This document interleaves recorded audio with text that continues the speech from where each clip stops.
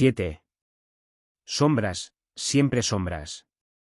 Efren no dejaba de mirar por encima del hombro, escudriñando la niebla cenicienta y las sombras interminables del páramo de las sombras. Se suponía que no debía estar ahí, y si Draigo Kik, el viejo y marchito mago de batalla, descubría su infracción contra la etiqueta y contra su condición, seguidamente le aplicaría un severo castigo. Pero tenía que saberlo. Esto tenía que ver con Dalye. Tenía que saberlo. A pesar de su desesperación, Efren no se atrevía a acercarse a la sede del gremio de Cabesdan ni tampoco a hablar con ninguno de los jefes de esa organización. Ni hablar, irían corriendo a contárselo a Draigo, lo sabía. No iban a proteger la confidencialidad de un noble en ascenso como Efren frente a la posibilidad de desatar la ira de Draigo Kik. Sabía que solo contaba con unas horas, y al no poder localizar a Germander ni a Ratsis en sus lugares favoritos habituales, y, lo que era más preocupante, cuando se enteró de que a Ratsis lo habían visto ese mismo día en el páramo de las sombras, se dirigió a unas ruinas retiradas en las que había una pequeña cabaña que al parecer nunca estaba en el mismo sitio más de unos instantes. Efren esperó un cambio y entonces corrió hacia la puerta, estiró la mano y se encontró con la nada más absoluta. Sonriente, apreciando la inteligencia de la propietaria de la casa, el brujo contrahecho esperó y observó, tratando de descubrir alguna pauta dentro de los juegos ilusionistas. Cuando creyó haberla descubierto, empezó rápidamente un conjuro, programándolo para otro salto de la casa. La cabaña desapareció y volvió a aparecer entre un par de grandes rocas. El fantasmal Efren se metió en el suelo, deslizándose por grietas de la piedra, dejándose caer y volviendo a aparecer justo donde debería haber estado la casa. Pero estaba al otro lado del camino, junto a una roca diferente. ¡Qué ingenioso!, dijo Efren para sí. ¿Habrá estado realmente en este lugar alguna vez? ¿Qué quieres? Le llegó desde detrás de él la cortante réplica, y sobresaltado se volvió con tanta vehemencia que el brazo tullido quedó convertido en un gran péndulo sobre su espalda. Cambiante, fue lo único que logró decir con voz vacilante al encontrarse frente a frente con la imponente mujer, o, como él mismo se dijo, con la apariencia de la mujer. ¿Qué quieres? Le espetó otra vez, mordiendo las palabras con su áspero acento. No me gustan las visitas inesperadas. Soy Efr. Ya sé quién eres. ¿Qué quieres? Tú fuiste con Germander. Das mucho por supuesto. Efren se enderezó y carraspeó antes de reformular la frase de forma más gentil. ¿Fuiste con la banda de Germander? Otra vez, repitió la cambiante y desapareció a continuación. Efren pensó en volverse, suponiendo que ella estaría justo detrás de él, pero se lo pensó mejor. Yo contraté a Germander de Cabesdan. La mención de ese grupo, el reconocimiento de haberle pagado, el simple hecho de hablar de ello es razón suficiente para que lo maten a uno, fue la respuesta que le llegó desde detrás de él. Suponiendo, por supuesto, que esa persona o ese grupo existan siquiera. Efren se dio cuenta de que en su desesperación y su miedo de Erzgoalegni, o acaso era su miedo de decepcionar a Erzgoalegni, se estaba volviendo muy descuidado. Necesito saber cuál fue el destino de Dalye, dijo simplemente, conteniendo su deseo de añadir detalles que pudieran involucrar a Cabesdan, a Germander, a Ratsis o cualquier otro. ¿Dalye? Preguntó la transformadora. De pronto Efren empezó a dudar de si realmente Germander había subcontratado a la cambiante, pero en ese momento ella añadió algo inesperadamente, en un susurro. El hombre de Alegni. Efren no sabía con certeza si la cambiante se estaría refiriendo a Eloa Barrabus el Gris, pero por la forma en que ella pronunció las palabras se inclinó por lo segundo, y eso le hizo pensar que estaba directamente relacionado con lo que había pasado, o no, en relación con Dalye. Se dio la vuelta para mirar a la mujer de frente. Todo lo que puedas decirme, todo lo que puedas averiguar para mí, será muy apreciado. Ella lo miró con expresión de escepticismo. Y generosamente recompensado, añadió el brujo. En la bonita cara de la cambiante apareció una ancha sonrisa. 500 piezas de oro, dijo sin titubear. Normalmente, Efren habría discutido, incluso hasta el punto de rechazar la transacción. Tan escandaloso era el precio, pero una vez más el espectro de Alegni lo sobrevoló y, sacando una bolsa de monedas se las entregó a la cambiante. Por supuesto, aquello no era más que una imagen de la desconcertante mujer, y sintió un tirón desde un lado cuando la dama invisible se adueñó de la bolsa, que pareció desmaterializarse transformándose en nada en cuanto abandonó su mano. Efren oyó el tintinear de las monedas al otro lado y a punto estuvo de volverse, pero se mantuvo en su sitio y se limitó a reír con impotencia. Puede que ella estuviera allí o puede que no, ya que aquella inteligente hechicera era capaz de cambiar el rumbo del sonido con la misma facilidad con que creaba las discrepancias visuales. «¿No le dijiste a Germander que el hombre de Alegni defendería a Dalye?», dijo. «¿Defenderla? ¿No sería que quería adjudicarse su muerte?», replicó Efren. «Fuera como fuese, Germander está muerto». Efren tragó saliva. De pronto entendió que tal vez habría que pagar un precio muy alto por la catástrofe que se avecinaba. ¿Y Dalye?, consiguió preguntar a pesar de que tenía la garganta agarrotada. Alegni se sentía prisionero en su propia ciudad de Neverwinter, y era una sensación que no le gustaba en absoluto. «Me gustaría ver el resultado», afirmó tajante, y se dispuso a ir hacia la puerta. «Nada de eso», le respondió Draigokik con aspereza. Alegni hizo una pausa y se compuso, sin volverse para mirar al viejo y marchito brujo. La noticia comunicada por Draigokik de que Germander y algunos otros de Cabesdan habían muerto no había sido bien recibida por Alegni. Tampoco lo sorprendió porque se había imaginado en cuanto vio a Germander en Neverwinter que Efren había contratado a los mercenarios y que Efren tendría la osadía de tratar de atacar a Dalye a pesar de sus órdenes de no hacerlo. Después de todo, para el joven brujo contrahecho eso sería una doble victoria. «¿No crees que van a venir a por ti?», preguntó Draigokik. «¿O que te tenderán una emboscada en cuanto abandones las defensas de este lugar?». Alegni se encogió de hombros como si aquello no tuviera mucha importancia. Después de todo, Barrabus el Gris no tenía muchas posibilidades de esconderse de él, aunque le habría gustado que el vínculo mágico que tenía con ese peligroso hombre fuera más informativo y más continuo. «¿No crees que van a venir a la ciudad a por mí?», preguntó. «¿Y tú?». «Yo cuento con ello», contestó Alegni con una sonrisa. «Lo espero».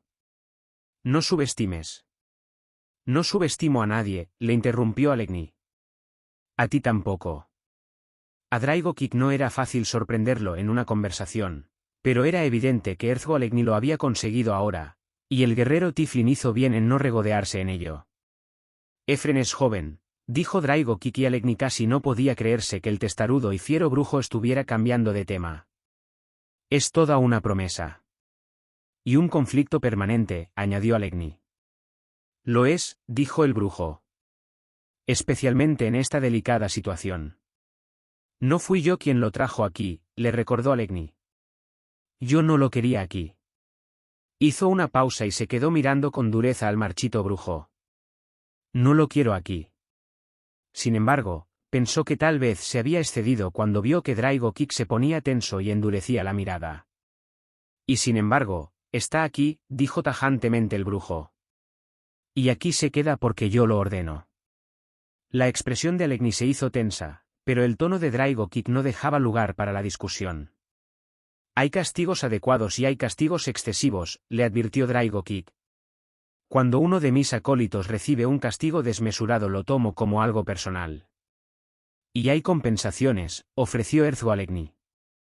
Draigokik ladeó la cabeza intrigado. Parecía tan decrépito y marchito que, de haber estado echado, Alegni podría haber pensado que había muerto. «Si Lorasam está muerta y entre los tallanos reina la confusión», explicó Alegni, «pero no están totalmente derrotados. Y hay otros intereses en la región, entre ellos los de estos ciudadanos de Neverwinter a los que he subyugado, y algunos agentes, supongo, de otras partes interesadas. Ha llegado el momento de hacer una buena manifestación de fuerza». «¿Otra vez pides más soldados?». «Podría parecer prudente», dijo Alegni con un encogimiento de hombros. «Lo mejor que podrías hacer para asegurar tu dominio sobre este lugar es destruir a estos asesinos que te persiguen», replicó Draigokik. «Eso haré», le aseguró Alegni, y por instinto llevó la mano a la empuñadura de la garra, aunque últimamente la espada le había dado poca información sobre Barrabus el Gris. Pero de todos modos, para minimizar el daño ocasionado por Efren. «100», accedió Draigokik. 300, empezó a regatear Alegni, pero Draigo Kick lo cortó en seco. 100, dijo con tono definitivo. Tras una reverencia cortés y prudente, Erzgo Alegni se marchó. ¿Entiendes cuál es tu papel?, preguntó Draigo Kick en la habitación aparentemente vacía. De detrás de un tapiz salió un elfo Sadobar vestido con bombachos finos y un lujoso chaleco. Sobre la cabeza llevaba un sombrero de copa adornado con una cinta de gemas. La camisa blanca blusada abierta hasta la altura del chaleco mostraba un cuello bien torneado y un pequeño tatuaje a la derecha de la tráquea, las letras CD, de Cabesdan, entrelazadas.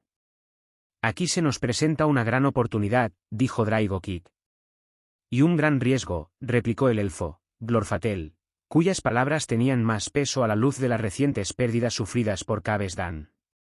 Tú eres mi protección contra eso, dijo el viejo y poderoso nigromante. El elfo hizo una profunda reverencia. ¿Cómo lo sabré? Confío en tu buen juicio, le aseguró Draigo Kick.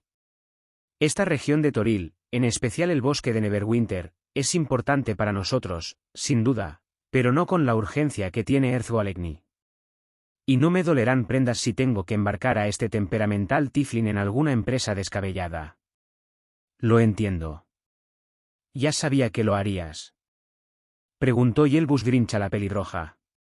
Si lo es, sería prudente pensar en marcharse, respondió desde atrás una voz mientras hacia el espacio abierto avanzaba una enana cubierta con la suciedad del camino. ¿Y quién vienes a ser tú, buena enana?, añadió Yelbus Grinch.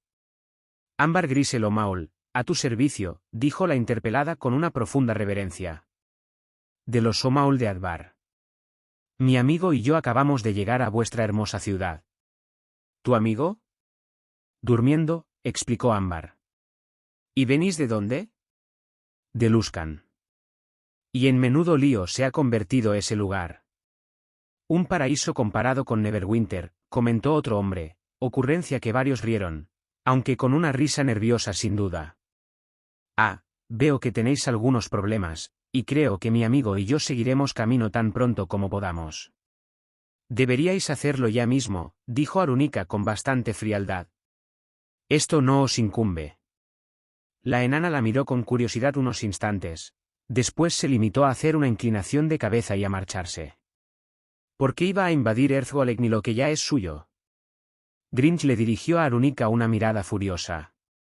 Tú tuviste bastante que ver en su camino ascendente, le recordó. Al principio, cuando llegó, nos animaste diciendo que podría ser nuestra gran esperanza. No podríamos haber previsto la caída de Silora Sam, admitió Arunica. Al menos no de la manera en que sucedió. Eliminado el contrapeso de los tallanos. Solo quedan Alegni y los neterilianos, terminó Yelbus Grinch. No tiene por qué ser así, dijo Arunica. Confío en que haya más en juego. Cuando decidas que soy digno de recibir tu información, no olvides decirlo, replicó sarcásticamente Yelbus Grinch. Arunica no se molestó en responder al hombre, y en realidad no tenía nada definitivo que decir ni que decirle a él. Creía que Dalye y su explorador Drow, Drizzt Do'Urden, iban a por Alegni, puede que incluso seguidos por el campeón del Neteriliano, pero no podía estar segura. Y aunque fueran a por él, pensó para sus adentros, que podrían hacer 3 personas contra las docenas de nuevas aportaciones neterilianas que recorrían las calles de la ciudad. Porque a diferencia de Silora, que estaba excesivamente confiada en su fortaleza del bosque, era evidente que Alegni ahora estaba en guardia. La súcubo se aconsejó paciencia. La soberanía bolética se había marchado por el momento, pero era probable que volvieran. ¿Volverían realmente? Sus propios pensamientos hicieron que Arunica se parara a pensar. Le había asegurado al hermano Antus que la retirada de la soberanía sería solo temporal, pero, ¿cómo podía saber ella nada sobre aquellas extrañas criaturas con forma de pez venidas de otro mundo? Irían y volverían como les diera la gana. ¿Y realmente los quería allí, siquiera? Arunica pensó que había conseguido entenderlos, al menos en lo relativo a su pasión por el orden que incluso superaba la suya, pero en esto había algo más, y la súcubo no pudo negar cierta sensación de alivio al saber que los Abolet se habían retirado de la región. Porque dentro de su promesa de orden se atisbaba una amenaza de esclavitud, Puede que incluso para un ser tan poderoso como ella.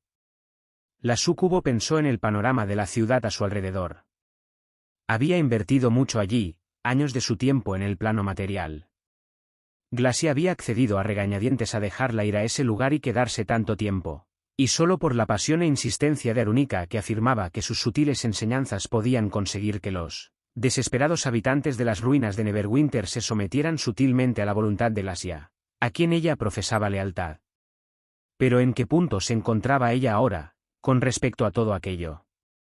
Los cambios en la región podían resultar muy espectaculares, y después de todo, ¿llegaría ella a verlos siquiera? Porque si bien le resultaban seductores el movimiento de tropas y el cambio de poder en la región, puede que se estuviera aburriendo un poco de todo eso. En primer lugar, ¿por qué había de interesarle oponerse a Erzualegni? Yelbus tenía razón. Ella misma había alentado a ese osado guerrero Tiflin a asumir un poder más sólido en Neverwinter. Y aunque sinceramente había sido más para ofrecer un contrapeso a la amenaza de los Tallanos, en que iba a favorecerla a ella que Yelbus y los suyos recuperasen la supremacía en Neverwinter en ese momento. Al fin y al cabo, ninguno de ellos podría satisfacerla del modo en que lo hacía Legni.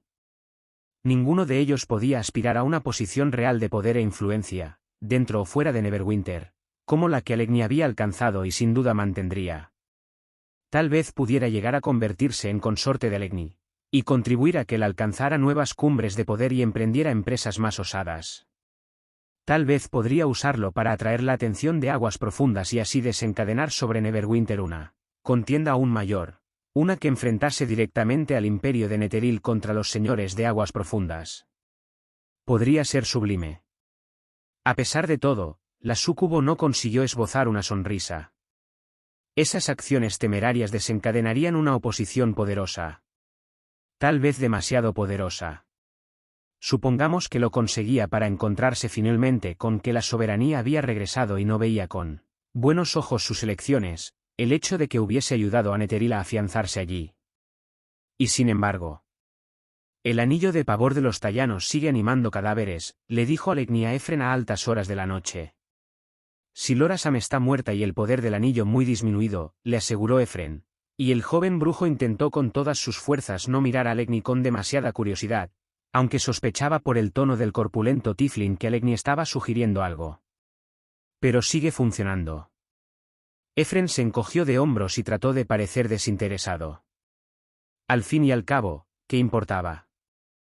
Afectan incluso a nuestros propios Sadobar caídos, que vuelven a ponerse de pie, esta vez contra Netheril, dijo Alegni.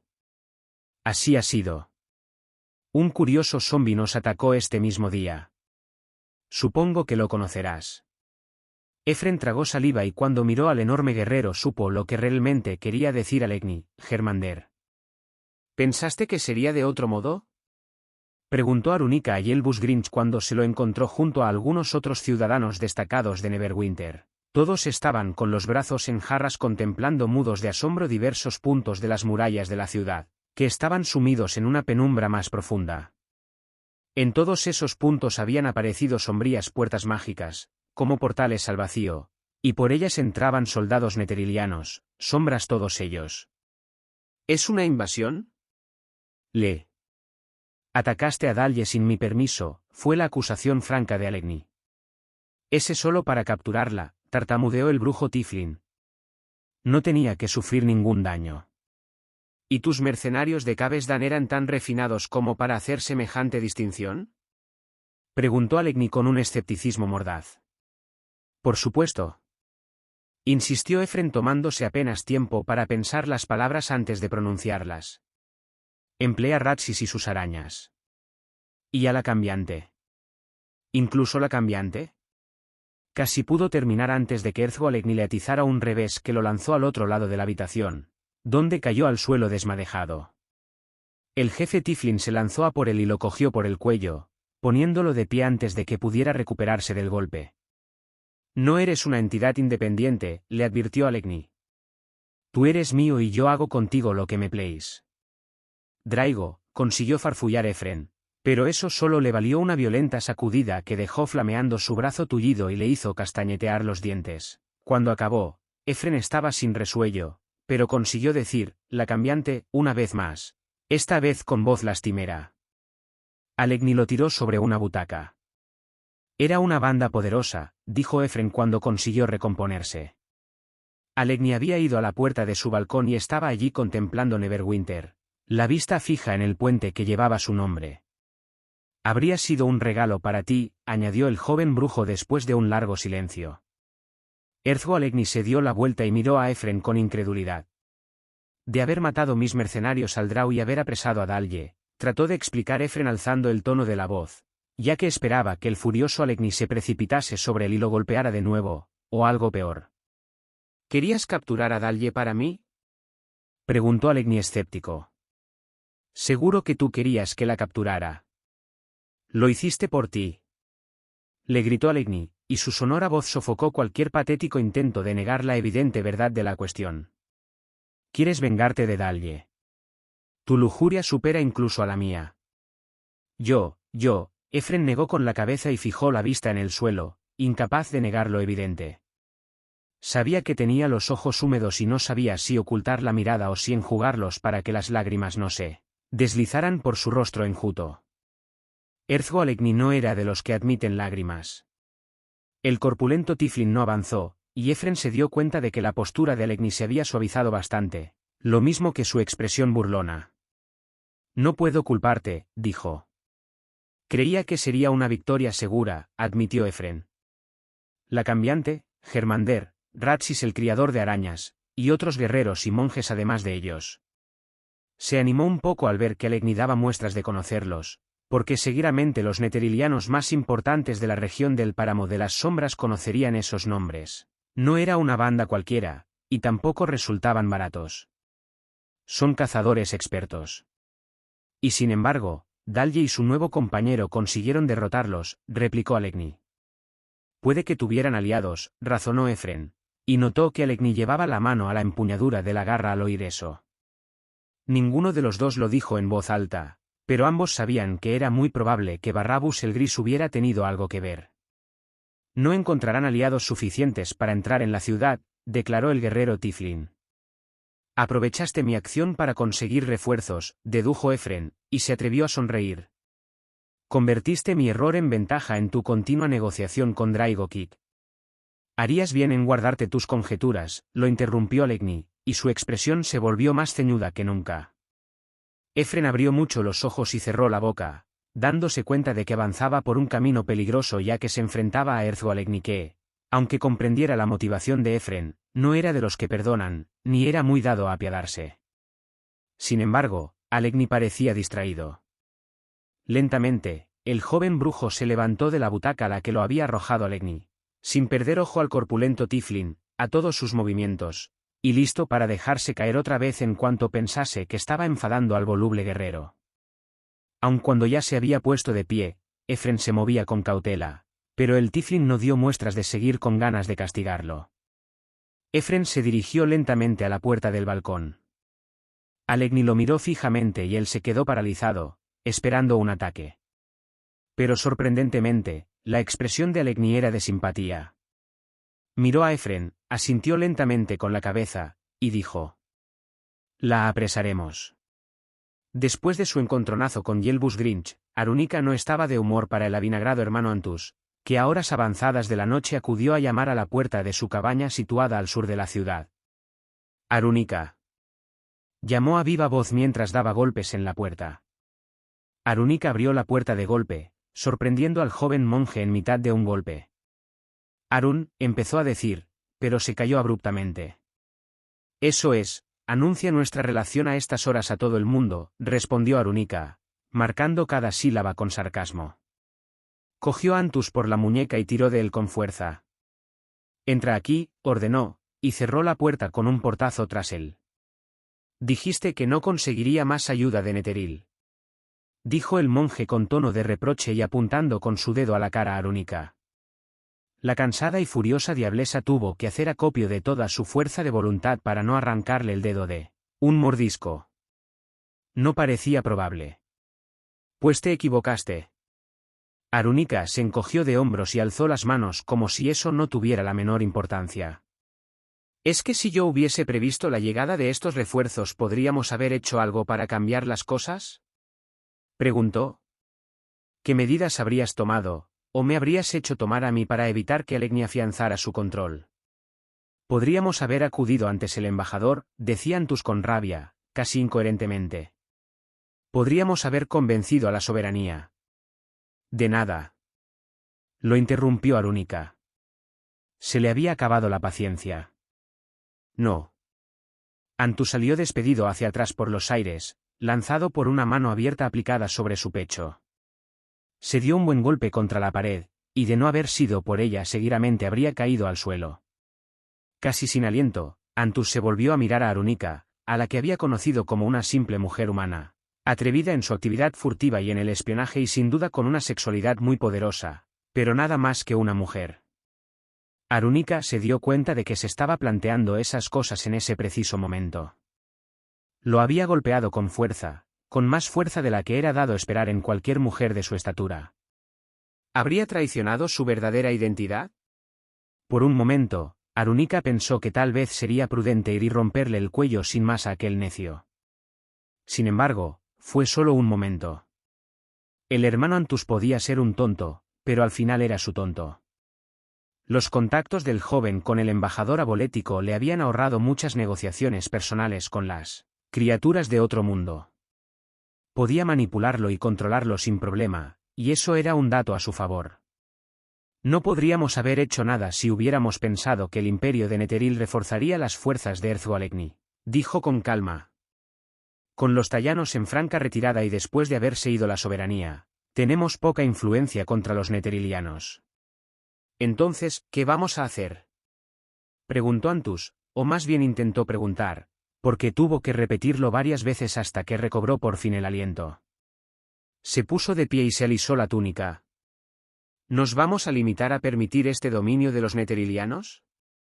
Si se extralimitan, llamarán la atención de aguas profundas, dijo Arúnica, consciente de que sus palabras no sonaban convincentes, pero hay otras posibilidades en marcha, añadió rápidamente cuando el hermano Antus se disponía, predeciblemente, a rebatirla. El monje la miró, con expresión evidente de curiosidad y claro escepticismo. De modo que por ahora lo que debemos hacer es observar, le aconsejó Arúnica. Habrá brechas en las defensas de Alegni, siempre las hay. Encuentra esas brechas, encuentra sus debilidades. Cuando sus enemigos, sean quienes sean, hagan su aparición, nosotros, tú y yo, estaremos preparados para aprovechar esas debilidades. ¿Qué enemigos? Preguntó Antus. Eso también nos toca averiguarlo nosotros, dijo Arúnica crípticamente, poco dispuesta a mostrar sus cartas por temor a que ese blandengue de Antus se pusiera a interrogar a Alegni en caso de que sucediera. Y teniendo en cuenta sus gritos ante la puerta de su casa y su manifiesta agitación, Arúnica no descartaba que el tonto no tardara en atraer sobre sí miradas curiosas poco deseables. Como para corroborar sus temores, Antus empezó otra vez a gruñirle y a gritarle, incluso se atrevió a dar un paso adelante. Pero Arúnica ya había tolerado demasiado. Esta vez no lo castigó físicamente, sino que utilizó sus poderes mentales. Asaltó a Antus con una ráfaga arrolladora de fuerza de voluntad, transmitiéndole imágenes en las que ella le arrancaba el corazón y otras gracias que hicieron que el monje se parara en seco y se la quedara mirando con expresión de incredulidad. Yo también he aprendido unos trucos de la soberanía, mintió Arúnica. Erzualegni ha hecho avances temporales en un juego tan fluido como el mar. Las olas volverán a romper contra él. Los subestimaste, dijo en voz baja Antus, al que evidentemente se le habían bajado los humos. Y tú me subestimas a mí, le advirtió Arúnica. Lo dijo con tanta fuerza que la súcubo a punto estuvo de tragarse su propio farol. Alegni podría ganar en esto, o podría perder, y aunque ella prefería lo segundo, si la soberanía regresaba ella tenía intención de encontrar su lugar favorito en ambos casos. Se dirigió a la puerta y la abrió de par en par. Sal de aquí, le indicó. Y no vuelvas dirigiendo tu ira sobre mí a menos que quieras dirigirte rápidamente hacia el fin de tus días. El hermano Antus se puso de lado para pasar junto a ella, como si no se atreviera a perderla de vista mientras estaba a su alcance. Sin embargo, no había hecho más que atravesar la puerta cuando se volvió, alzó un dedo y empezó otra vez con su perorata. Arunica le cerró la puerta en las narices y se repitió varias veces que Antus era un idiota, pero le era útil. Era lo único que la disuadía de volver a abrir la puerta y arrancarle el corazón.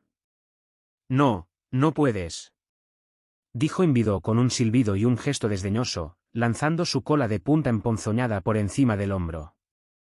Solo una hábil maniobra del otro gnomo impidió que ese aguijón le sacara un ojo, aunque de todos modos le arrancó buena parte de la enorme oreja. Te he buscado por toda la extensión de los 9 infiernos y el abismo, dijo Envidó con voz estridente, y el diminuto diablo cayó de lado llevándose la mano a la destrozada oreja. El veneno no iba a perjudicar al gnomo, por supuesto, pero la herida era real y dolía lo suyo. No puedes negarte. Tú quieres imponerme un contrato. No. Gritó el gnomo, pero en ese preciso momento, antes de que se desatara una auténtica gresca en las cenizas humeantes de esa tierra infernal, surgió una voz más potente. No, él no, dijo el gran demonio. Yo te lo impongo. El furioso gnomo contrajo la cara y dejó escapar un gruñido ronco de frustración entre los dientes puntiagudos, porque comprendió lo inevitable de la situación, teniendo en cuenta a su señor, desde el momento en que se enteró de la averiguación de Envidó. Vas a reemplazar a Envidó como sirviente de Arunica, indicó la gran bestia. Este es mi deseo. El pobre gnomo se relajó entonces y miró con odio a Envidó. La criatura estaba indefensa. Su señor había hablado. Y por supuesto todo tenía sentido, teniendo en cuenta la historia. 8. No exactamente la antípoda oscura. Dalje se cubrió la cara con la mano al meterse en las aguas poco profundas que había delante de la reja de metal. ¿Vamos a arrastrarnos por ahí?, preguntó con asco. Delante de ella estaba agachado Artemis Entreri, que tiraba de uno de los barrotes para moverlo hacia un lado. Casi había conseguido combarlo lo suficiente como para poder colarse dentro. Drist, que estaba al lado de Dalje, comprendía su renuencia, porque el olor de los gases que salían del túnel oscuro era realmente insoportable. No necesitamos hacerlo, le dijo, y señaló con la barbilla hacia el norte. Podríamos tomar el camino a Luskan. O llegar incluso más allá, a 10 ciudades, aunque no podríamos llegar antes del invierno al Valle del Viento Helado. O el camino del este hacia Mithril Hall, retrucó Dalje, a quien estaba visto que esto no le resultaba divertido. El barrote se soltó en la mano de Entreri, lo cual pareció sorprenderlo. Se quedó mirando el extremo oxidado y lo tiró al agua. Se agachó más y se lavó las manos en el líquido salobre. Decidíos, dijo. Por aquí se va hacia Legni. Dalje se abrió camino de un empujón y de un salto entró en el túnel de rodillas. Después se puso en cuclillas mientras miraba a los otros dos que habían quedado atrás. Encended una antorcha, les dijo. Te va a estallar en la cara, respondió Entreri con un resoplido burlón. Vamos a necesitar una luz, sostuvo Dalje, porque tenía necesidad de decir algo en ese momento. Artemis Entreri había tomado la delantera y la había dejado en ridículo delante de Drist, cosa que no podía soportar. Yo salí sin ella, replicó el asesino con ánimo de enredar, y Dalje se limitó a hacerle una mueca. Puso los brazos en jarras y se quedó mirando al hombre con furia, pero Drist apuntó hacia adelante con centella. La espada mágica atendió a su llamada y emitió un suave resplandor azul blancuzco. El Drow se metió en el túnel y pasó con dificultad al lado de Dalje para colocarse en cabeza, iluminando tenuemente el camino. La alcantarilla abierta a nivel en la piedra tenía a veces altura suficiente para que avanzaran de pie, pero a menudo tenían que agacharse. La base era cóncava, más baja en el centro, y por ella corría un agua oscura que a veces les llegaba a los tobillos y otras, más arriba de las rodillas, lo cual era bastante alarmante. Por todas partes, de reojo, veían bichos que pasaban deslizándose o reptando. Al principio, les parecía que la luz de la espada no era suficiente, pero a medida que se internaban más en el sistema de túneles, un laberinto de ángulos, curvas y piedras irreconocibles, y la luz del día iba quedando cada vez más lejos, la luminosidad de centella iba pareciendo más brillante. Empezaron a menudear las ratas en las sombras de los lados del túnel y las serpientes que se metían en el agua y una multitud de insectos que volaban y picaban, y cosas parecidas a arañas que los miraban desde el extremo de sus redes. Ninguno de ellos mencionó lo obvio, la espada apenas iluminaba algo más de 1 metro a su alrededor, pero para alguien o algo que la viera desde la distancia, era como un faro de advertencia. Por supuesto, Drizzt, nacido y criado en la antípoda oscura donde casi no existía la luz, era más consciente de ello. Cualquier Drow que circulase con una fuente de luz por los corredores de Menzoberranzan era candidato seguro a la muerte y el robo. Llevar la espada encendida era algo contrario a todo lo que había aprendido en su juventud.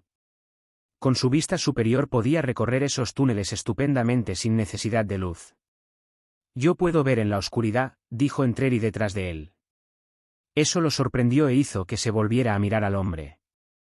«Llevabas un anillo de ojo de gato», recordó Drizzt, y alzó la espada para confirmar que en el presente no lo llevaba. «Ahora es un don», explicó el asesino, gracias a Jarlasle. Drizzt asintió y se dispuso a envainar la espada, pero Dalje le sujetó el brazo. El Drow la miró con sorpresa y ella negó con la cabeza. Su cara reflejaba inquietud. «No me gustan las serpientes ni las arañas», dijo. «Que sepas que si enfundas la espada vas a tener que cargar conmigo». Eso hizo reír a Entreri, pero se cortó enseguida, ya que la mirada asesina que le echó Dalje le dio a entender sin el menor género de duda que estaba cruzando una línea peligrosa. Drizzt volvió a ponerse en marcha, y Dalje fue tras él chapoteando. «Un caballero me llevaría», murmuró entre dientes. «¿Por qué tú eres una de esas damas?», le preguntó Entreri desde atrás. Drizzt, que marchaba delante, respiró hondo. Se le había cruzado una imagen de los dos dándose un apasionado abrazo y, aunque la desechó de inmediato, estaba que mordía. Con la luz de centella abriendo camino, los tres siguieron avanzando por el túnel principal que pronto se convirtió en una red laberíntica de túneles laterales impresionantes y excavados manualmente. Se dieron cuenta de que estaban debajo de los barrios extremos de la ciudad, al menos de la ciudad antigua. Al principio sus opciones fueron limitadas porque eran túneles mucho más pequeños, casi todos impracticables y con un par de ellos por los que tendrían que haber avanzado arrastrándose, algo a lo que no estaban dispuestos. Pero poco después de eso, llegaron a una red de túneles más grandes, muchos de ellos tan transitables como ese que ahora recorrían, y un par de ellos aún más grandes. «¿Recuerdas el camino?», le preguntó Drizzt a Entreri. Susurró las palabras, porque el eco repetía otros sonidos contra las piedras húmedas y limosas. Entreri avanzó hasta ponerse junto a él, que estaba en una intersección de 5 vías, y estudió la zona. Con los brazos en jarras acabó meneando la cabeza. «Fue hace mucho tiempo», dijo. «No tanto», afirmó Dalje con clara impaciencia. Entreri y Drizzt miraron a la elfa. «Cuando estuve aquí la última vez me limité a seguir la corriente del agua», explicó. «Me preocupaba lo que tenía delante, no lo que había detrás». «Habría sido mucho más inteligente por tu parte marcar por dónde pasabas, o al menos, haber vuelto y hecho un mapa después de escapar», continuó Dalje. Entreri la miró fijamente. «No tenía intención de volver nunca por aquí». Dalje hizo un gesto despectivo. «Me decepcionas», dijo. «Un auténtico guerrero siempre se prepara». Drizzt estudió atentamente a Entreri, esperando que el hombre explotara y se lanzara sobre Dalje con ansia asesina, pero simplemente se quedó allí mirándola un poco más antes de volverse hacia Drizzt para estudiar los túneles una vez más. «Yo diría que hacia la izquierda», dijo. «El río queda a nuestra izquierda y yo entré a las alcantarillas siguiendo su orilla. Es la fuente del agua que fluye por estos túneles, y por lo tanto». «¿Qué fluye?». Dalje removió un montón de basura y de heces con la mitad del bastón que llevaba y puso cara de asco. El montón se apartó y de debajo salió una serpiente, negra y gorda y enrollada. Era fácilmente tan larga como alta era Dalje. Se alzó en el aire, amenazando claramente a la elfa. Dalje reculó y trató de alejarse mientras las fauces llenas de dientes se cerraban buscando su cara. Una línea descendente de luz destelló ante sus ojos, pero para ella lo más importante era que la serpiente le cayó encima. No dejaba de gritar y sacudirse. Se olvidó de toda su disciplina y solo pensaba en apartar de sí a esa cosa horripilante. E incluso cuando cayó a un lado, la mujer tardó unos instantes en entenderlo, en darse cuenta de que no la había mordido, en comprender que la luz había marcado el descenso de la cimitarra de Drizzt, y de que lo que le había caído encima era el cuerpo decapitado de la serpiente, que había salido despedido y que se debatía en los estertores de la muerte. Drizzt sujetó a Dalje con los brazos pegados al cuerpo, tratando de calmarla mientras Entreri pasaba junto a ellos. ¿Me mordió? ¿Estoy envenenada?, preguntaba una y otra vez. Es posible, y no, respondió Entreri y los dos lo miraron, Dalje con cara de asco. Sostenía la cabeza cortada, ensartada en la punta de la espada. Es una constrictor, dijo. No te mataría su picadura. Lo que haría sería apretarte y dejarte sin respiración mientras trataba de tragarte empezando por la cabeza. Entonces fue Drizzt el que le echó a Entreri una mirada asesina. No era venenosa, explicó con calma. Y además no te mordió. Eso pareció dejar a Dalje un poco más tranquila. Le dio un puntapié al grueso cuerpo de la serpiente alejándola más de sí, y el cuerpo se sacudió espasmódicamente una vez más. Dalje dio un respingo y se alejó de un salto. ¿Realmente no te gustan las serpientes, dijo Entreri, y con un movimiento de su espada arrojó lejos la cabeza del animal. Volvió a pasar al lado de Drizzt y de Dalje. Vamos, pues. Cuanto antes salgamos de estas alcantarillas apestosas, tanto mejor. Ni Dalje ni Drizzt se opusieron a esa moción, y se dieron prisa para alcanzarlo. Drizzt volvió a tomar la delantera, pero esta vez Dalje se puso a su lado. Entreri le entregó la otra mitad de la púa de coza. Dalje la miró insegura y no la cogió. Si cumple la función que creíamos, no ha revelado el menor contacto de la garra de Keren en todo el tiempo que la llevé conmigo, explicó. Si la espada me buscó y me encontró, tu arma no lo notó. Sea como sea, ahora será mejor que vayas armada. ¿Qué has visto?, inquirió Dalje. Eso, respondió Drizzt, y cuando Dalje y Entreri se volvieron hacia él, señaló con su espada hacia adelante, y su luz iluminó un tramo más largo del túnel permitiéndoles ver más serpientes que se retorcían. Algunas se metieron en el agua, otras reptaban unas encima de las otras, y todas tenían los ojos fijos en ellos. Salgamos de este lugar, dijo Dalje. Es lo que intentamos hacer, le recordó Entreri. Volvamos por donde vinimos, insistió Dalje mientras unía los extremos de la púa de coza, formando un único bastón de 2,5 metros. No era demasiado práctico para luchar en un túnel estrecho, pero cuando Dalje hundió el bastón en diagonal por delante de sí, Drizzt comprendió que quería que su arma mantuviese a esas reptantes criaturas lo más lejos posible de ella. No son venenosas, respondió Entreri. Saben que no pueden matarnos y no tienen forma de matarnos. Lo más probable es que reculen. Como la primera, dijo Dalje con sarcasmo y retrocedió por el corredor unos cuantos pasos. Tú la asustaste y te atacó por miedo, respondió Drizzt. Era explorador y conocía bien las costumbres de los animales salvajes. Avanzó, o intentó hacerlo, hasta que una serpiente dio un salto en el aire hacia él. Alzó el brazo para pararla e interceptó las fauces abiertas de la serpiente que se cerraron sobre su brazo con fuerza mientras trataba de rodear su torso para iniciar su abrazo sofocante. La fuerza de la criatura sorprendió al Drow. Sus músculos trabajaban en una coordinación perfecta.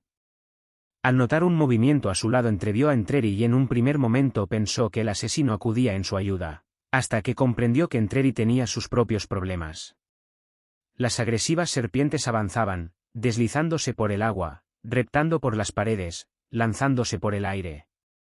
Con un gruñido, Drizzt levantó el brazo izquierdo en el que había sido mordido, extendiendo a la serpiente por delante de su hombro derecho, se volvió y se retorció hasta liberar su otro brazo y descargó un rápido revés de centella para cortar a la criatura por la mitad. Inmediatamente sintió que la parte inferior de la serpiente aflojaba la presión sobre él y caía al agua, pero la cabeza seguía obstinadamente en su sitio.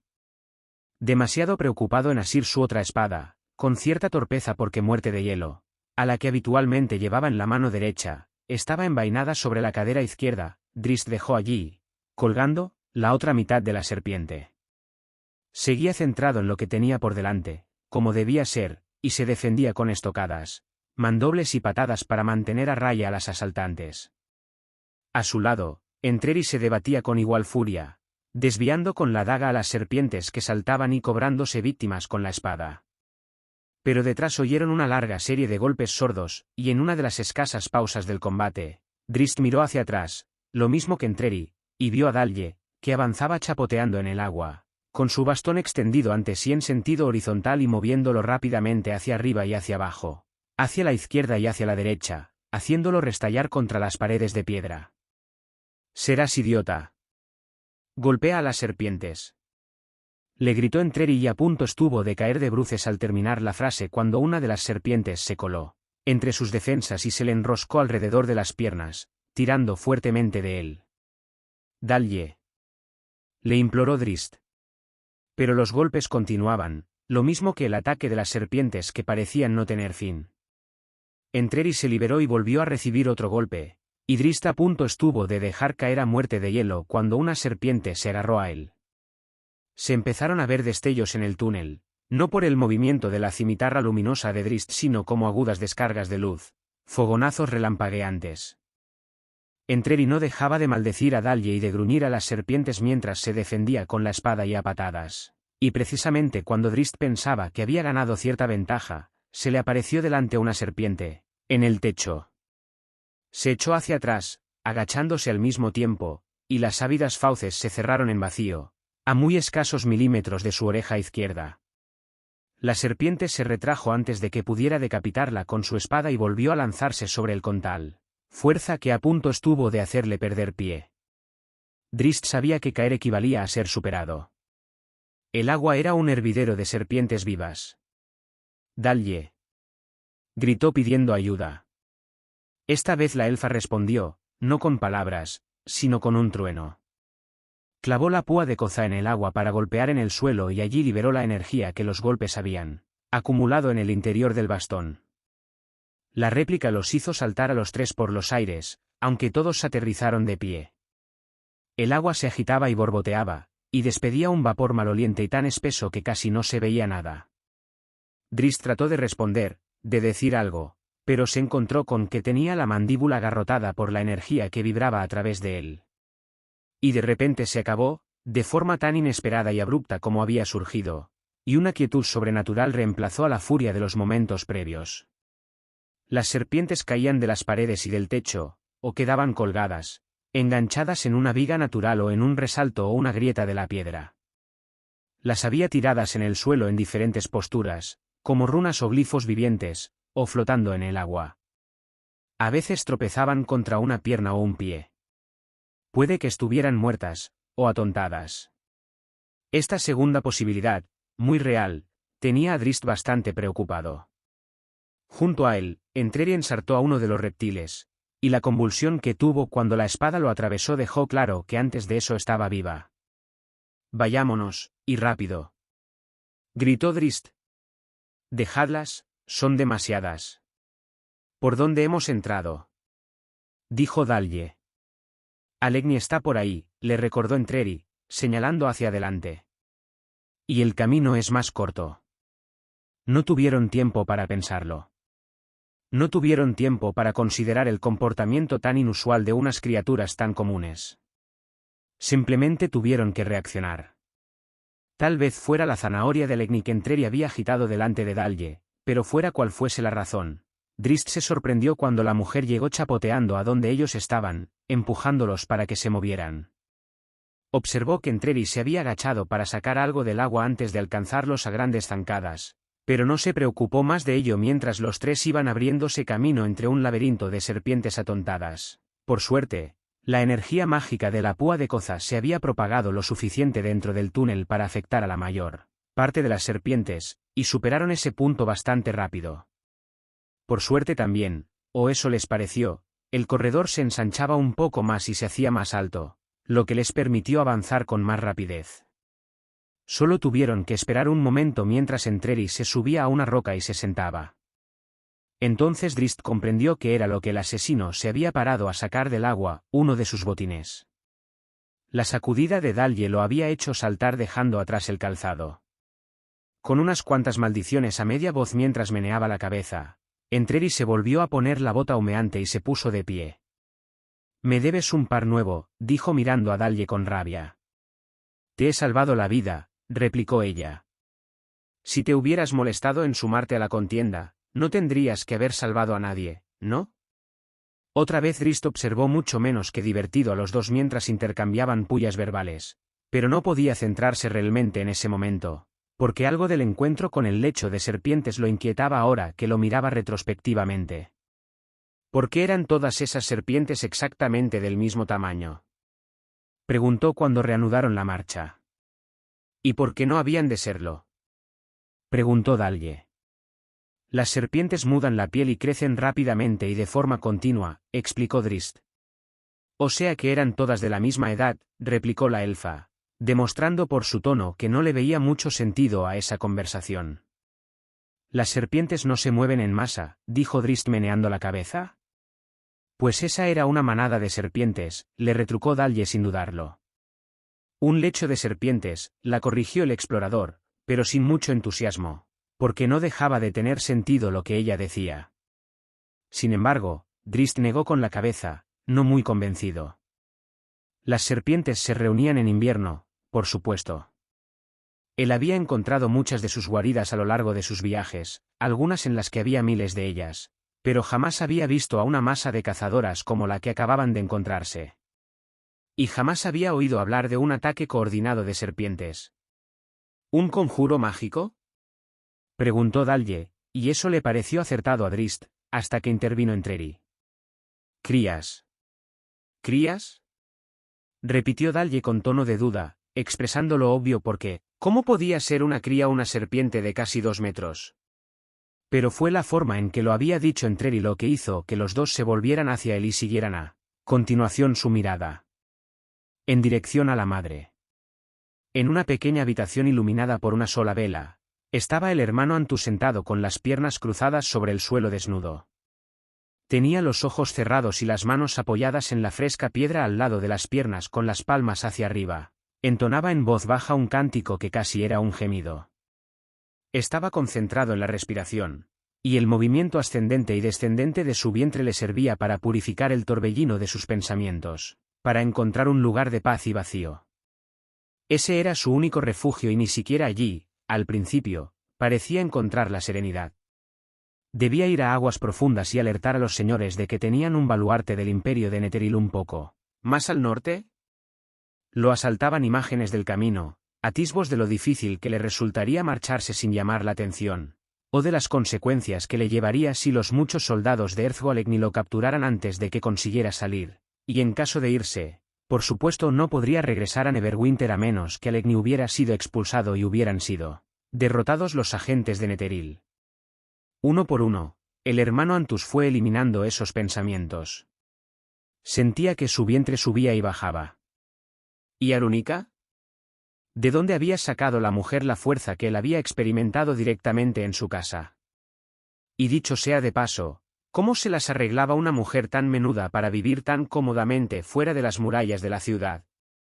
La región estaba llena de salvajes y de malvados, organizados como los tallanos o bandidos independientes, goblins u osos lechuzas. El hermano Antus vio la imagen de Arunika y la fue apartando poco a poco. Sentía que su vientre subía y bajaba. ¿Qué pensaba de el Erzgolegni? ¿Sabía siquiera el señor de la guerra quién era él? ¿Y ese Yelbus Grinch? ¿Qué podría aportarle Antus a Yelbus Grinch que tuviera valor para él y lo indujera a presentárselo al señor neteriliano? Tendió la mirada sobre la ciudad, sobre la multitud de controles y puestos de centinela que había dispuesto en Neverwinter. Barrabus y sus nuevos amigos, si realmente eran aliados de Barrabus, no iban a atravesar esa muralla sin que Alegni se enterara. Recorrió con la vista la ciudad oscurecida, pasando de una hoguera a otra, de una antorcha a otra. Al parecer, no había nada fuera de sitio, nada fuera de lo normal.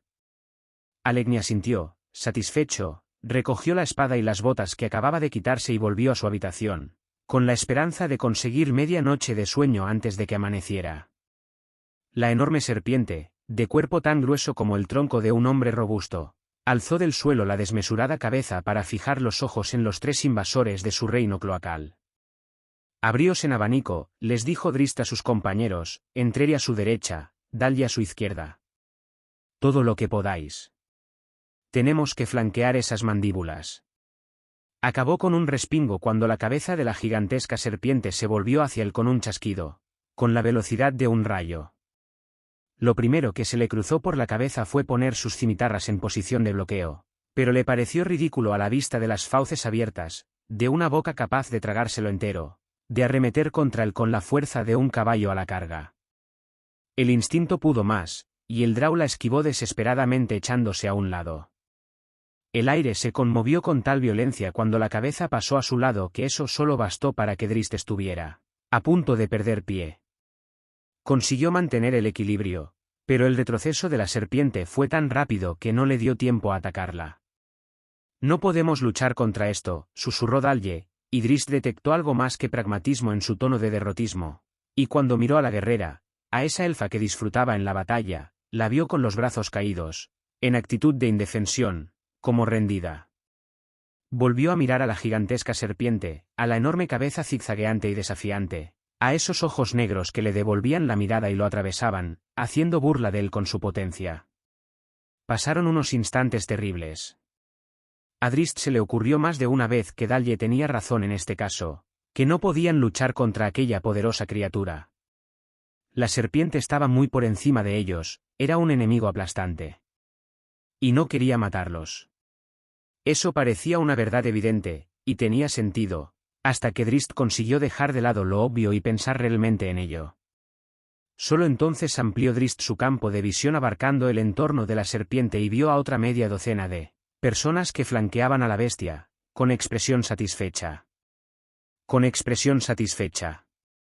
Allí estaban, ciudadanos humanos de Neverwinter y un par de Sadobar, todos desarmados y de pie junto a la serpiente, como si fuera su amiga. O su ama. El Drow miró a izquierda y a derecha. Dalje había dejado caer la púa de Koza y allí estaba, meneando la cabeza con aire de impotencia, y Entreri, tal vez el hombre más intrépido que Drizzt había conocido jamás, un guerrero que ante una situación aparentemente desesperada se crecía y se volvía más feroz, no hacía más que dar vueltas a su espada y a su daga y casi no se atrevía a mirar a la gigantesca criatura. Drizzt supo que no había necesidad de luchar contra aquella criatura. En realidad, no podían tener esperanzas de ganar, ni siquiera de sobrevivir, si se enzarzaban en una batalla tan inútil. No, lo mejor era rendirse sin más a sus cualidades evidentemente divinas, aceptar que eran inferiores y vivir felizmente junto a esa deidad viviente. Así tendrían una vida plácida y pacífica. Drizzt sintió que las cimitarras se le escapaban de las manos. Estaba perdido. Todo estaba perdido. Alguien curioseaba en sus pensamientos y los liberaba. Dalje se dio cuenta de ello, pero le pareció natural, y la intimidad creada en ese momento compartido le pareció en cierto modo cálida e invitadora. Esa criatura que tenía ante sí, ese dios, la entendía. Veía su dolor más profundo y sus mayores temores. La desnudaba ante sí, para que todos pudieran verla, y allí, abierta y sin secretos, se sintió libre. Ese no era un enemigo. Era la salvación. Su dolor quedó expuesto ante sí, la violación, su culpa, su elección terrorífica y malvada de asesinar a su hijo, el origen de su rabia, la multitud de amantes muertos, y Drizzt. ¿No estaba Drizzt muerto sobre ese montón de cadáveres? ¿O no sería lo bastante fuerte como para matarla a ella, en cambio, y liberarla? Después de todo, de eso se trataba. Pero se dio cuenta de que quizá no necesitaba llegar a ese extremo, ese sistema de suicidio por amante para poner fin a su dolor. A lo mejor la respuesta estaba allí, ante ella, a su alcance, en los ojos oscuros de esa criatura sabia y brillante. Alguien curioseaba en sus pensamientos y los liberaba. Entreri se dio cuenta de ello, pero le pareció natural, y la intimidad creada en ese momento compartido le pareció en cierto modo cálida e invitadora.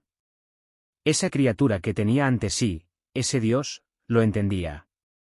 Veía su dolor más profundo y sus mayores temores. Lo desnudaba ante sí, para que todos pudieran verlo, y allí, abierto y sin secretos, se sintió libre. Este no era un enemigo. Era la salvación. A pesar de todo, Entreri, siempre cauto, se retrajo instintivamente. ¿Y cómo no hacerlo?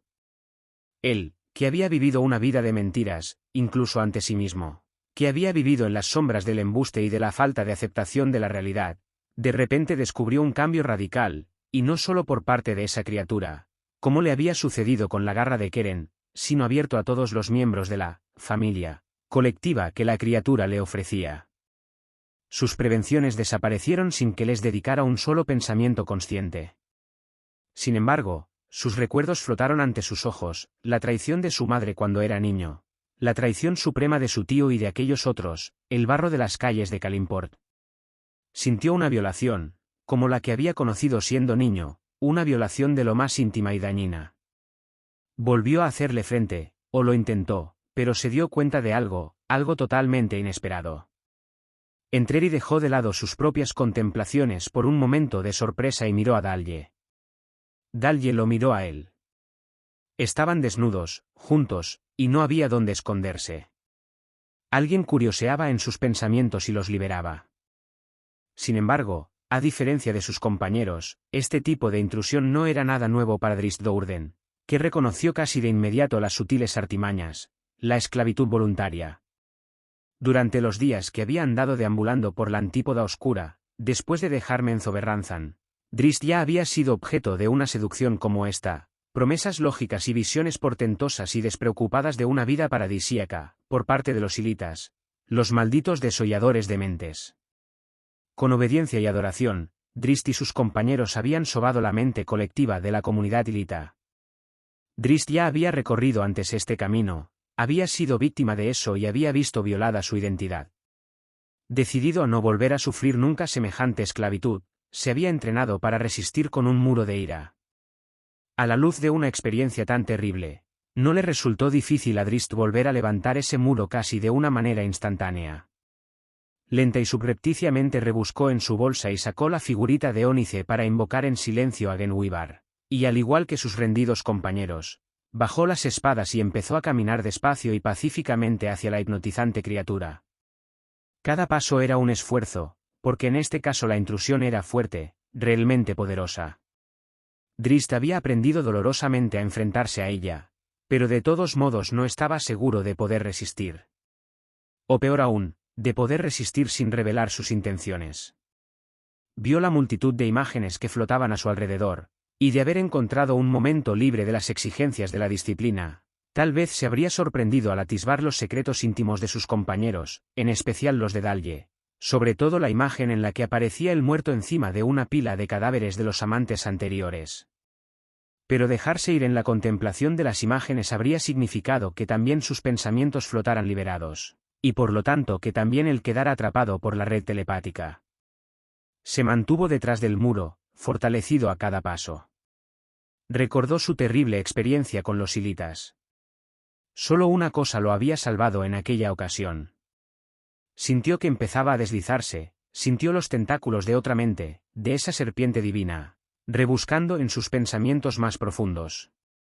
Pensó en Catibrie y en Bruene, en Belwar y en Clake, en Zacnafein y en Regis y Wulfgar, en los amigos perdidos y en aquellos a quienes debía su identidad.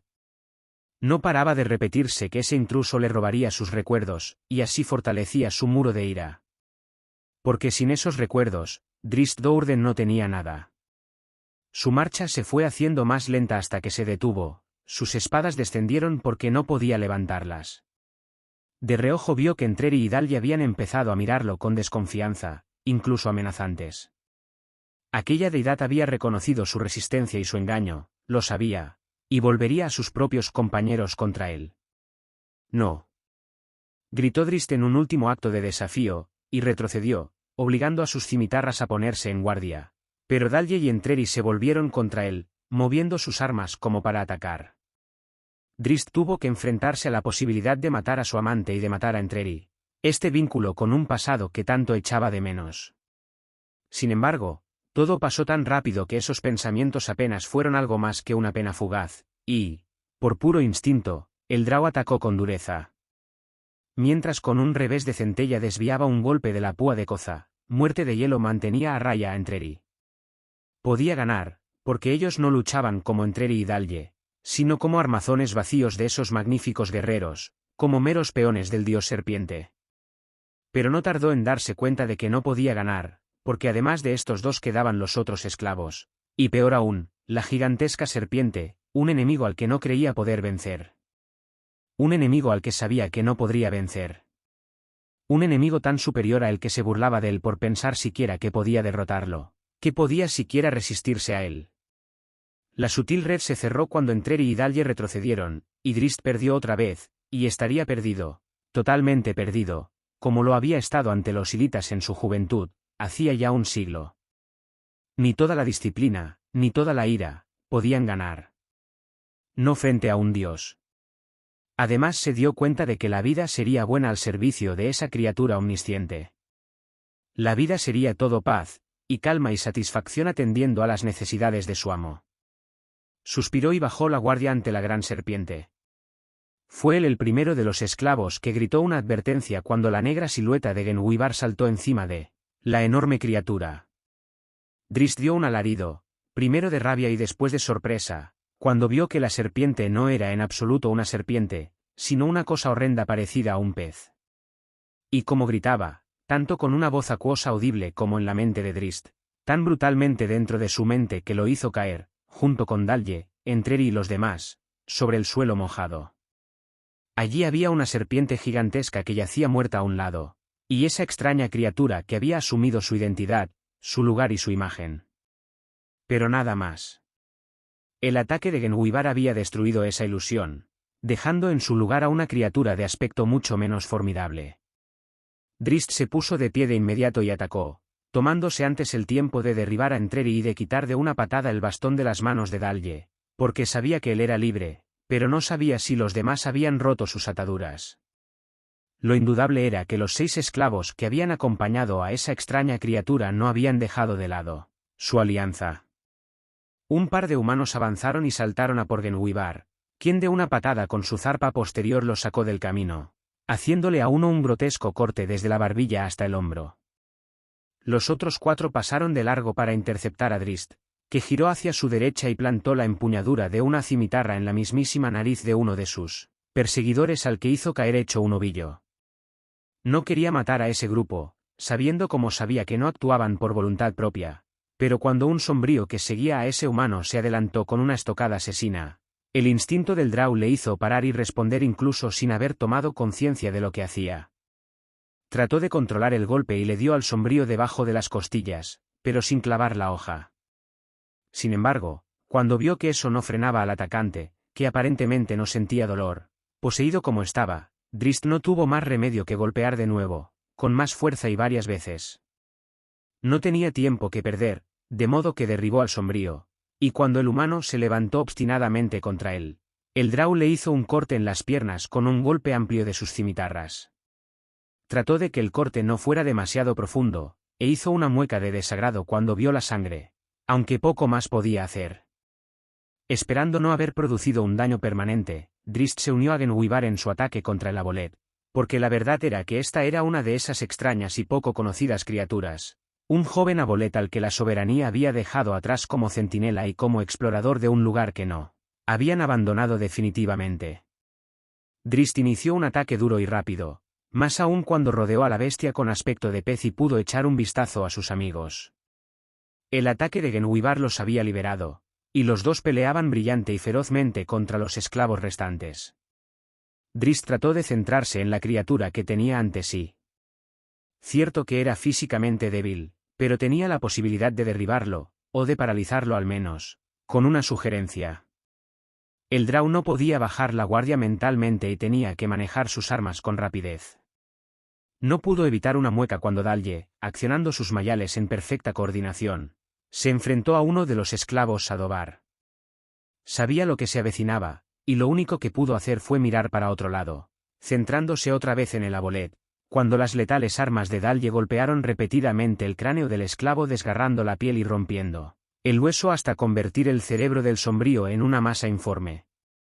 Entreri no se mostró más compasivo y le recordó mucho a Drizzt la auténtica disposición de este hombre al que consideraba como un vínculo con su pasado, haciendo trizas cualquier idea nostálgica que lo anduviera rondando por la reaparición de su antigua némesis.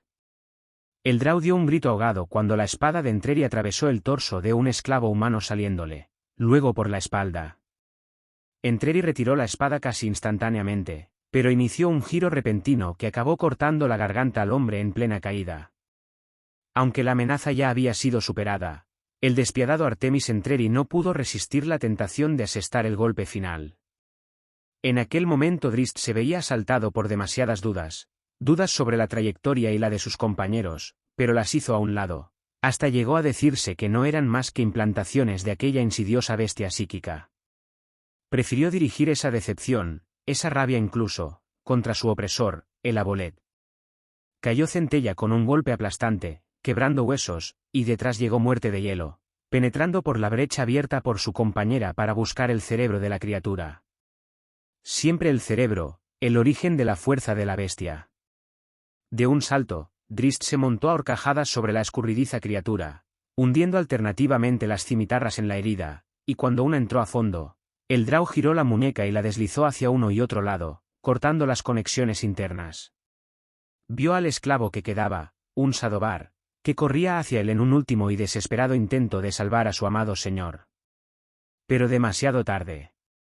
Denwivar seguía desgarrando y destrozando y las espadas de Drizzt dejaban su impronta. El Abolet se desplomó sobre el suelo de piedra y quedó mortalmente quieto. El Sadobar que se aproximaba frenó en seco y se quedó mirando a Drizzt en un estado de absoluta confusión. Drizzt se preguntó si tal vez habría encontrado un aliado en su intento de atravesar las defensas de Legni. Podía comprender el profundo sentimiento de gratitud hacia sus salvadores que podría embargar a cualquiera que se hubiera encontrado en semejante situación de esclavitud. Sin embargo, antes de que Drizzt pudiera explorar esas posibilidades, antes incluso de que pudiera observar alguna señal en la cara del Sadobar, lo distrajo una silueta que acudía rauda y veloz desde detrás del liberado esclavo. «Dalye, no», gritó, pero entre una y otra palabra se oyó el crujido del destrozo producido por el mayal de Dalye en el cráneo del Sadobar. Era probable que aquel estacazo hubiera tenido consecuencias fatales, pero Dalye prefirió no dejar lugar a dudas y siguió con un aluvión de golpes contundentes. «¿Te paraste a pensar siquiera que nos podría haber proporcionado información importante?», le preguntó Drizzt. Al parecer eso no hizo mella en Dalye, que miró al Sadobar caído y le escupió encima como golpe de efecto. «Es un perro neteriliano», dijo, como si eso lo explicara todo. «De todos modos nos habría mentido». «Tal vez conociera las defensas de Legni», sostuvo Drizzt. «No sabemos cuánto tiempo habrá pasado esclavizado». «A lo hecho, pecho», dijo Entreri. Cuando Drizzt y Dalye lo miraron, señaló a dos de los humanos, el que Drizzt había derribado y otra más. Los dos estaban vivos, aunque heridos, y sus heridas no parecían mortales. Había una tercera que aparentemente estaba viva, pero con lesiones mucho más serias. Drizzt puso su petate en el suelo y acudió primero a la mujer gravemente herida. Sacó algunas vendas y un emplasto de varias hierbas maceradas y rápidamente paró la hemorragia. Tan pronto como tuvo controlado el sangrado, miró a sus compañeros que lo miraban con incredulidad. «Atended a los demás». Los apremió. «Nos atacaron», le recordó Dalye. «Fue esa criatura la que nos atacó a través de ellos», le replicó Drizzt. «Atendedlos». Dalye miró a Entreri con escepticismo, y a Drizzt con resignación. Daba la impresión de que la elfa era más tozuda y menos compasiva que Artemis Entreri. «Atendedlos o nosotros, o yo, me quedaré aquí con ellos», les advirtió Drizzt, y eso zanjó la cuestión. Le arrojó su bolsa a Entreri. Fueron 6 los que poco después iniciaron el viaje por los túneles, los 2 heridos leves, un hombre y una mujer, que entre los dos llevaban medio cargada y medio a rastras, a su otra compañera en unas improvisadas parihuelas que Drizzt había hecho con un capote y con los huesos de la criatura pisciforme que los había tenido esclavizados. Eran ciudadanos de Neverwinter, o lo habían sido. «Yo me crié a las afueras de Luskan», le explicó a Drizzt la mujer, de nombre Genevieve, mientras andaban. «Mi familia llevaba allí una granja». Siguió describiéndole el deterioro de aquella región, un triste relato que el Drow conocía muy bien. «¿Conocías a una familia Stuiles?», le preguntó Drizzt. «Sí, el nombre me suena familiar», replicó Genevieve, «pero hace mucho tiempo. Ya llevo aquí muchos años.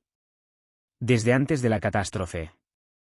«Pero has sobrevivido», dijo Drizzt, y miró a Entreri al decirlo. «El asesino tenía», por lo menos una expresión de interés. Todos lo hicimos, dijo el hombre que cargaba con la litera por el otro lado. Gracias a esa cosa de allí. Sí, hemos estado aquí abajo durante años, añadió Genevieve. Hizo una mueca y pareció muy apenada mientras trataba de entender las cosas. Un par de veces subimos después de la catástrofe. Supongo que a espiar, aunque casi no lo recuerdo. Pues habréis sido una espía fantástica entonces, dijo Entreri sarcástico. Era la criatura la que miraba a través de nosotros, explicó. Y vaya si podía hacerlo. Podía hacer casi cualquier cosa. Mató a la gran serpiente y controló a su camada sin grandes problemas, añadió el hombre. Eran crías, entonces, comentó Drizzt, y se estremeció al pensar que las cloacas de Neverwinter podrían convertirse en poco tiempo en una floreciente comunidad de boas constrictor gigantescas. Dejó entonces a aquellos tres para volver a reunirse con sus compañeros en la línea delantera. Drizzt quería hablar con Entreri sobre aquel viaje, para ayudarle a reconocer la intrusión como lo que realmente era, a aprender de la dominación de los Abolet para que pudiera aprovechar esas lecciones mientras trataba de resistirse a un dominio semejante por parte de su vieja espada. Sin embargo, el Drow se dio cuenta de que no podía hablar con el hombre en ese momento, ni con Dalje, y rápidamente volvió atrás, siguiendo a los tres humanos heridos, ayudándolos en lo que podía, mientras Entreri y Dalje lideraban la marcha, llevando el asesino una vez más la mitad del bastón de la elfa para protegerse de cualquier intrusión no deseada. Ya no necesitaban la luz de centella porque fuera estaba saliendo el sol y se filtraba desde arriba por grietas o por enrejados ofreciendo luz suficiente para que los dos pudieran marchar en condiciones de baja visibilidad. Mientras caminaban, iban charlando, y Drizzt solo podía captar retazos de su conversación, lo cual aumentaba su frustración. Tras unas cuantas revueltas del camino, incluso esos retazos se le perdieron, ahogados por el ruido del agua que caía, ya que iban paralelos al río, muy cerca de él. No obstante, los observaba y de repente se sentía muy alejado de ellos. Se sentía muy perdido. Pronto, le susurró Entreri a Dalje mientras iban adelantados con respecto a los demás. Dalje lo miró con curiosidad, sin llegar a entenderlo.